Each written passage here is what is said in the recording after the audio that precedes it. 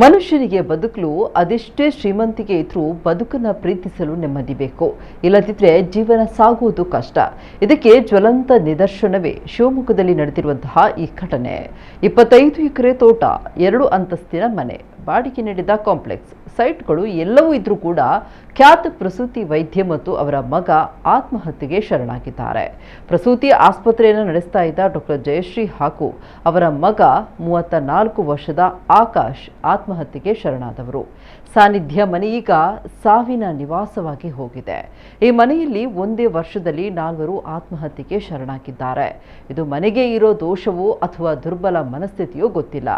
ಮೊದಲು ಮನೆಯ ಯಜಮಾನ ಆತ್ಮಹತ್ಯೆ ಮಾಡಿಕೊಂಡ್ರೆ ನಂತರ ಮಗನ ಮೊದಲ ಹೆಂಡತಿ ಕೂಡ ಇದೇ ಮನೆಯಲ್ಲಿ ಸಾವಿಗೆ ಶರಣಾಗಿತ್ತು. ಈ ಘಟನೆ ಮಾಸುವ ಮುನ್ನವೇ ಖ್ಯಾತ ವೈದ್ಯ ಹಾಗೂ ಮಗ ಕೂಡ ಅದೇ ಹಾದಿಯನ್ನ ಹಿಡಿದಿದ್ದಾರೆ. ಡಾಕ್ಟರ್ ಜಯಶ್ರೀ ಅವರು ತಮ್ಮ ಮನೆಯ ಕೆಳ ಅಂತಸ್ತಿನಲ್ಲಿ ಪ್ರಾಣ ಕಳ್ಕೊಂಡಿದ್ರೆ, ಪುತ್ರ ಆಕಾಶ್ ಮೊದಲ ಮಹಡಿಯಲ್ಲಿ ಆತ್ಮಹತ್ಯೆಗೆ ಶರಣಾಗಿದ್ದಾರೆ. ಸಾವಿಗೂ ಮುನ್ನ ತಾಯಿ ಮತ್ತು ಮಗ ಇಬ್ಬರೂ ಕೂಡ ಡೆತ್ ನೋಟು ಬರೆದಿಟ್ಟಿದ್ದಾರೆ ಎಂಬ ಮಾಹಿತಿ ಇದೆ.